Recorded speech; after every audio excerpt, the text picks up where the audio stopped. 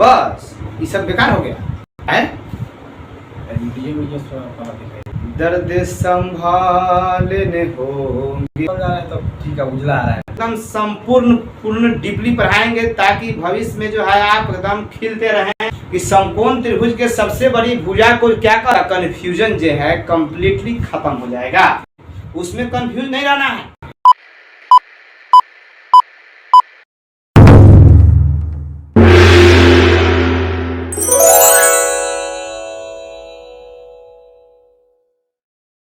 Avon coaching के इस YouTube channel में आपका स्वागत है। आज से हम लोग देखने वाले हैं मैथ का जो है बहुत ही महत्वपूर्ण चैप्टर है त्रिकोणमिति, जो आपके एग्जाम में 20 नंबर पूछे जाते हैं।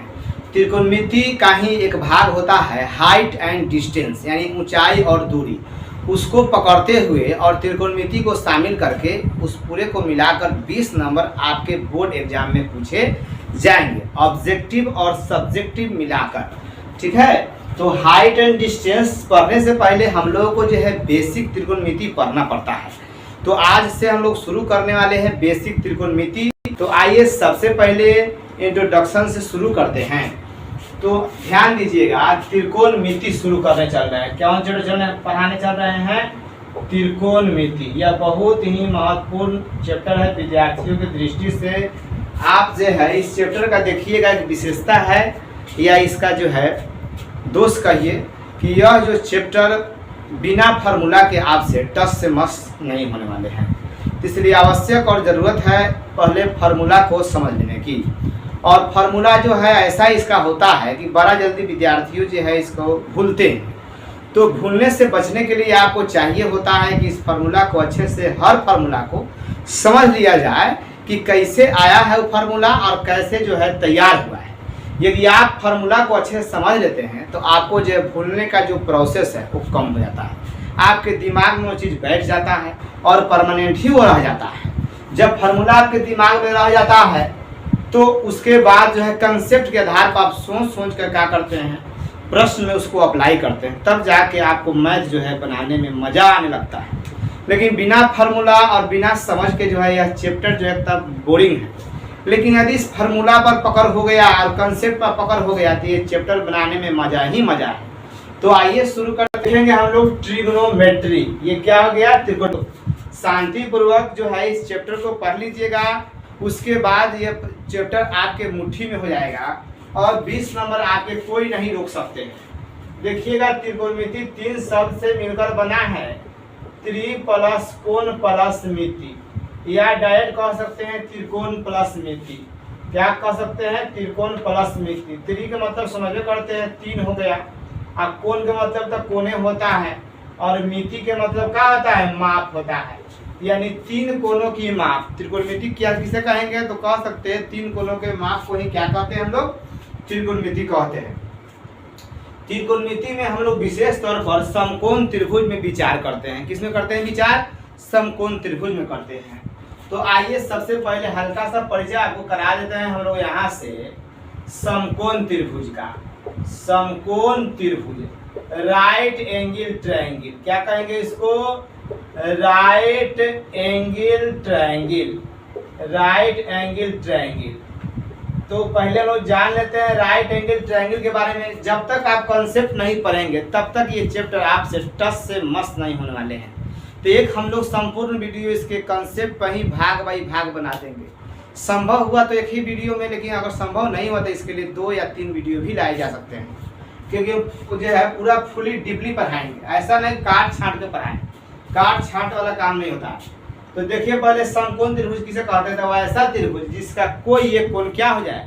90 डिग्री का हो जाए, उसे हम लोग समकोण त्रिभुज कहते हैं, यानी राइट एंगल ट्रायंगल कहते हैं।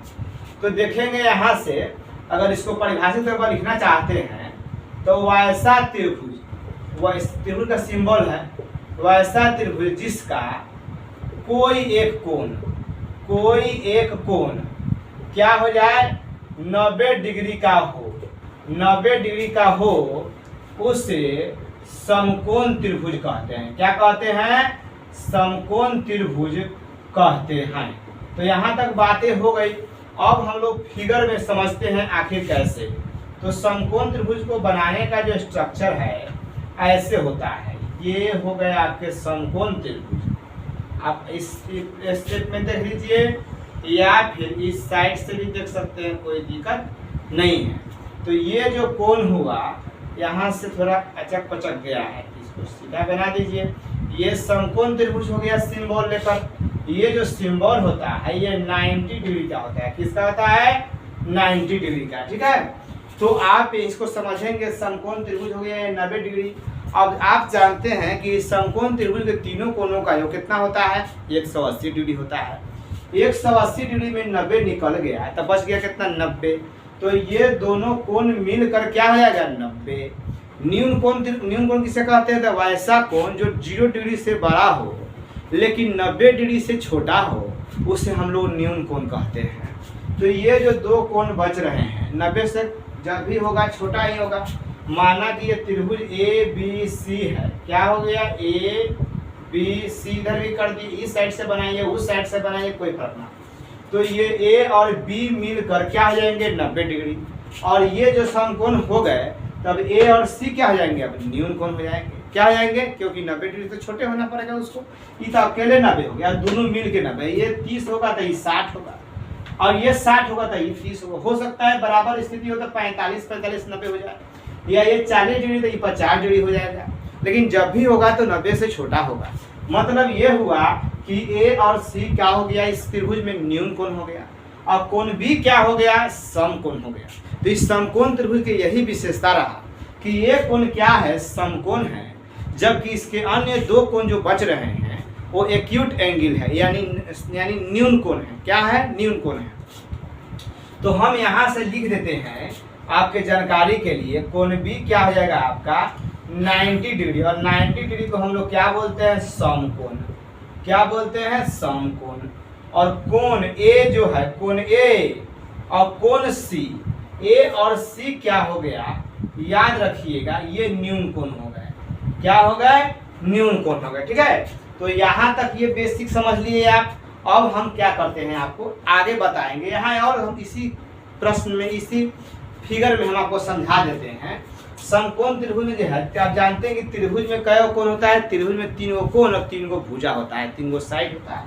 तो समकोण त्रिभुज क्या है? ABC। क्या हो गया? यहाँ से लिख देंगे शॉर्टकट, समकोण त्रिभुज ABC में भुजा कौन कौन है बता देंगे आप? AB BC AC। 3 भुजा है, 3 भुजा है। और 3 भुजा के यहाँ पे स्पेशली अलग अलग नाम जो है रखे गए हैं। मैथमेटिशियन लोग जो है इसका अलग अलग नाम रखे हैं। इसमें 3 नाम आएगा, लंब आएगा, आधार आएगा और कर्ण आएगा। एक लंब को इंग्लिश में लोग परपेंडिकुलर बोलेंगे, आधार को बेस बोलेंगे, जबकि कर्ण को हाइपोटेनस बोलेंगे। तो इस समकोण त्रिभुज में 3 भुजा है और तीनों भुजा का अलग अलग नाम है स्पेशली, और त्रिभुज में ऐसा नाम की व्यवस्था नहीं है। तो आप जो इस बात का भी ध्यान रखेंगे। तो त्रिभुज में जो हम लोग देखते हैं समकोण त्रिभुज ABC में सबसे बड़ी भुजा आपको कौन महसूस हो रहा है? तो इसमें सबसे बड़ी भुजा 3 भुजाओं में ये वाला है AC। कौन है? AC, जो है 90 डिग्री के सामने। किसके सामने है? 90 डिग्री के सामने। अर्थात 90 डिग्री के सामने वाला भुजा सबसे बड़ी होगी। तो सबसे बड़ी भुजा का जो है नाम रख दिया गया है क्या? कर्ण। क्या नाम रखा गया है? कर्ण, यानी हाइपोटेनस। H से शुरू होता है, अतः हम लोग H वहाँ पे सिंबल के तौर पर यूज करेंगे। अब यहाँ से 2 भुजा बच गया, ये वाला और ये वाला।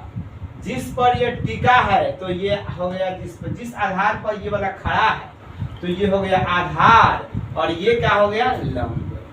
ये क्या हो जाएगा आपका? AB क्या हो जाएगा? लंब। तो यहाँ से हम लोग इसको अभी तक कह लेंगे लंब, यानी परपेंडिकुलर कहते हैं इंग्लिश में तो P। और जिस पर ये टिका है ये क्या हो गया? आधार। जिस पर आप लोग खड़े होते हैं वो क्या होता है? आधार। इंग्लिश में बोलते हैं बेस। अतः ये आधार हो गए। शांति पूर्वक समझ, एकदम महीन तौर पर हम आपको पढ़ाएंगे, एकदम फुली कंसेप्ट के साथ, एकदम मास्टर बन जाना है।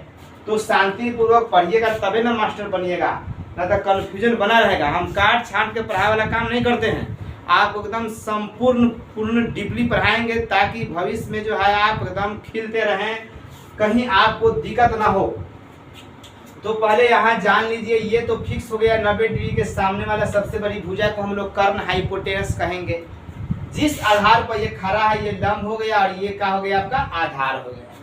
लेकिन आपको जो है यहाँ बता दे कि लंब और आधार चेंज क्या हो सकता है, हो सकता है।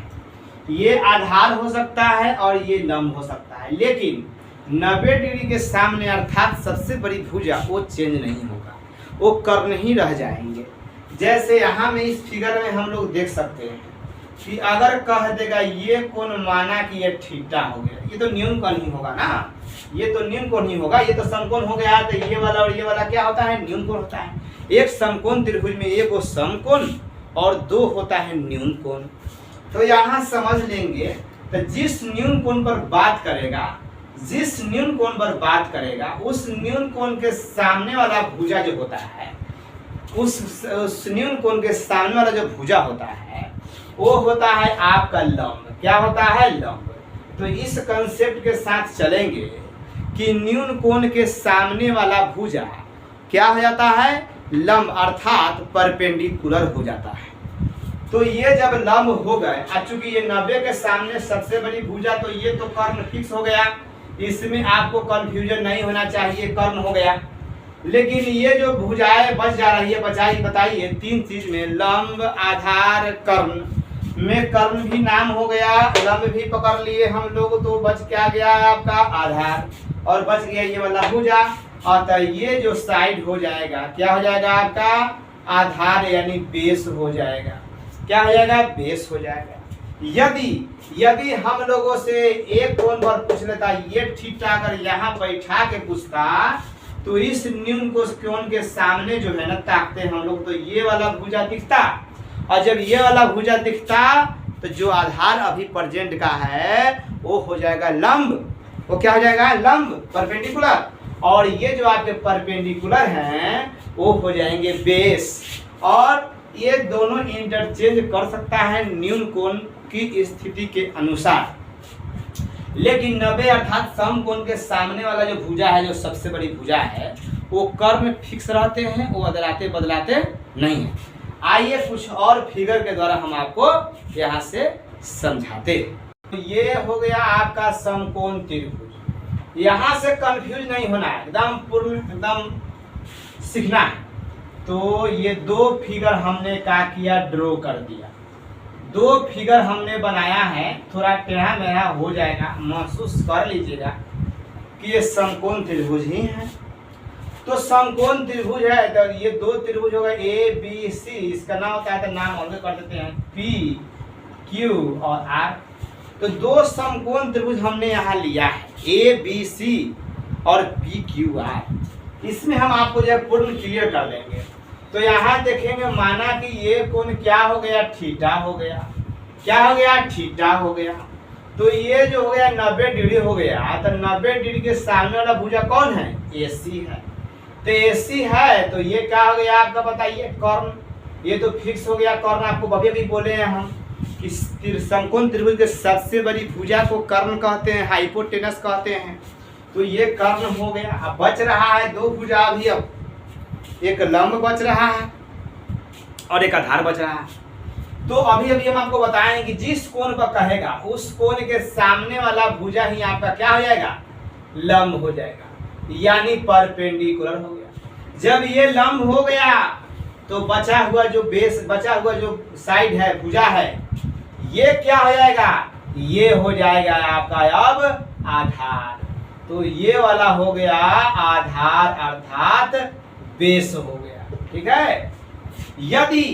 यदि आपसे पूछ लिए जाते ये वाला कोण यदि फाई है, क्या हो गया, फाई है। यहाँ कोण को जो है फाई, थीटा, डेल्टा, गामा से जो है इंगित कर सकते हैं, करते रहता है एक्स से वाई से। तो इस कोण पर पूछा कि अब बताइए इस कोण के लिए लंब कौन हो जाएगा। तो हम आपको बताए हैं ना, जिस कोण पर कहेगा उस कोण के सामने वाले भुजा को देखिए, वो जो भुजा दिखाई देगा क्यू आर, यही क्या हो गया आपका लंब हो गया। यानी परपेंडिकुलर क्या हो गया, क्यू आर हो गया। इस त्रिभुज में देखिए, होश में रहिएगा। अब ये लंब हो गया, चूंकि 90 डिग्री के सामने अर्थात सबसे बड़ी भुजा कौन है, पी आर है। अतः ये अब क्या आ जाएंगे, कर्ण। आप नोट करते रहेंगे खास खास बातों को कि समकोण त्रिभुज के सबसे बड़ी भुजा को क्या कहते हैं, कर्ण कहते हैं, हाइपोटेनस कहते हैं। उसमें कंफ्यूज नहीं रहना है। 90 डिग्री के सामने वाले भुजा को क्या कहेंगे, कर्ण। ध्यान दीजिए, होश में रहिएगा। और जिस कोण पर कहेगा वो उसके सामने क्या हो जाएगा, परपेंडिकुलर हो गया। अब बचा हुआ साइड जो हो गया, आप तीसरा कौन बच गया भाई, तीसरा नाम आपका आधार बच रहा है ना। तो एक लंब हो गया, एक कर्ण होगा, दिखाएगा तब भाई तो नहीं, अपना अपने को हो गया तो हम आधार बन जाते हैं। अब क्या होगा तब, तो अब जरूरी नहीं है जो खड़ा है वह लंब है। ये न्यून कोण तय करेगा कि कौन लंब होना है और कौन आधार होना है, कौन लंब होना है और कौन आधार होना है। समझ गए। उम्मीद करते हैं कि आपको लंब आधार कर्ण में कंफ्यूजन नहीं होंगे। जैसे हम फिगर बनाते हैं और आपसे पूछते हैं, यहाँ ये देख लीजिए आप, समकोण त्रिभुज हम बना दिए ए बी सी और भुजा का हम नाम को दे दिए हैं 3 cm है, ये 4 cm है और ये क्या है 5 cm है। और ये पूछ रहा है इस कोण पर, इस कोण के लिए, कोण ए के लिए सब कुछ बताना है। तो अब बताइएगा कोण ए के लिए इस फिगर में लंब अर्थात परपेंडिकुलर कौन हो जाएगा। आप सोच के बताइए, सोच के बताइए। आपको हम पूरा कंसेप्ट दिए हैं, आप जो है इधर उधर मत कीजिए, ना सीखने में दिक्कत हो जाएगा। एकदम होश में रहिए। एक बार जो है धैर्य से देख ही लीजिए ताकि त्रिकोणमिति जो सबसे जो डर लगता है वो डर एकदम खत्म हो जाए और आप दूसरे को पढ़ाने लगे। हम आपको मास्टर बनाने के लिए ही सब पूरा एकदम पूरा फुली कंसेप्ट के साथ पढ़ा रहे हैं। देखिए, तो कोण ए के लिए बोलेगा तो हम आपको बोल रहे हैं बार बार कि जिस न्यून कोण पर कहेगा उस कोण के सामने ताकिए। तो इस कोण के सामने ताकिए भाई। तो इस कोण के सामने, न्यून कोण के सामने वाला जो भुजा होता है ना, वो क्या होता है, लंब होता है। तो लंब कौन हो जाएंगे, 4 cm। और बताइए तो कर्ण यानी हाइपोटेनस कितना हो जाएगा, तो 90 यानी 90 डिग्री के सामने कौन तक दिख रहा है भाई, 5 cm। यानी सबसे बड़ी भुजा कौन है इसमें, AC है और AC का मान 5 cm है। अतः कर्ण क्या हो गया, 5 cm। बच कौन गया बताइए, बच कौन गया, आधार बच गया। तो 2 तो फिक्स हो गया था, आधार यही ना रह जाएगा अब। तो यहाँ से हम लोग आधार यानी बेस क्या ले लेंगे, क्या ले लेंगे, 3 cm। तो ऐसे आपको सोचना है, ऐसे आपको सोचना है। तो लंब, आधार और कर्ण का कंफ्यूजन जो है कंप्लीटली खत्म हो जाएगा। उम्मीद करते हैं कि आप इसको अच्छे से समझे होंगे। आइएगा एक और फिगर हम आपको देकर पूछते हैं आपसे। ये हो गया MNP, ये समकोण त्रिभुज MNP है जिसका ये हो गया 90 डिग्री हो गया।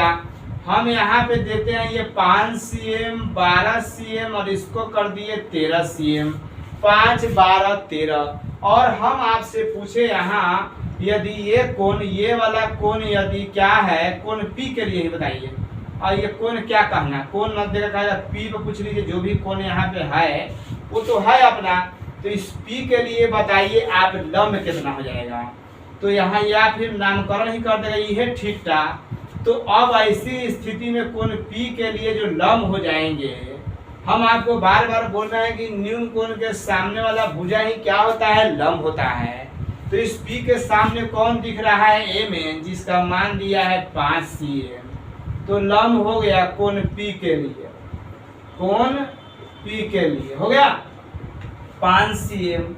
और अब बताइए आधार यानी बेस। तो अब बताइए ये जब लंब हो गया तो ये क्या हो जाएगा आपका आधार। ये काहे नहीं होगा भाई, ये आधार काहे नहीं होगा, ये आधार इसलिए नहीं होगा कि 90 के सामने वाले भुजा को हम लोग क्या कहते हैं, कर्ण कहते हैं। तो ये वाला भाग क्या हो गया आपका 12 cm हो गया। और कर्ण कितना हो जाएगा, कर्ण तो दिख रहा है 90 के सामने यानी सबसे बड़ी भुजा 13 है।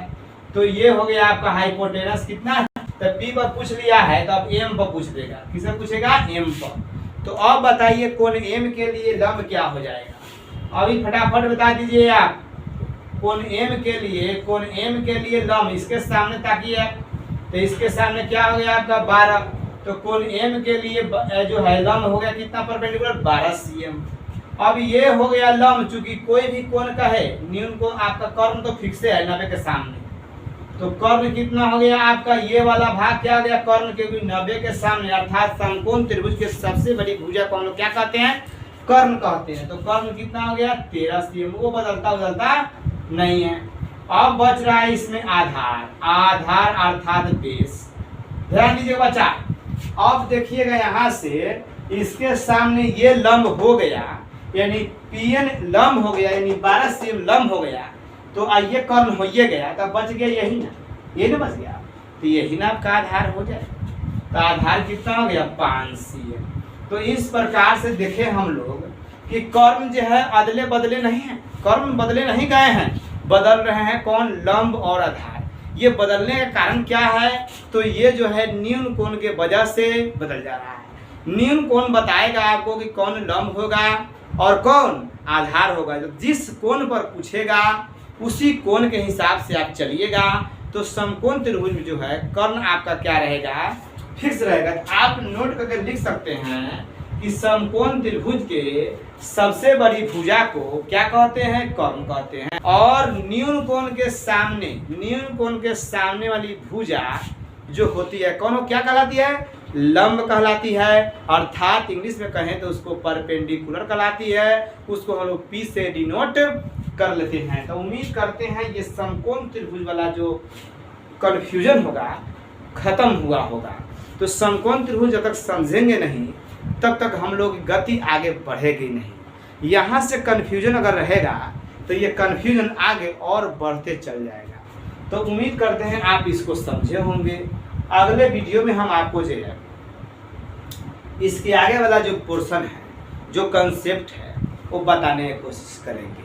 ठीक है, ऐसे ही एजुकेशनल वीडियो के लिए आप हमारे चैनल को सब्सक्राइब कर लें तथा साथ में बेल आइकन भी प्रेस कर लें, जिससे वीडियो जाए सबसे पहले आपके पास।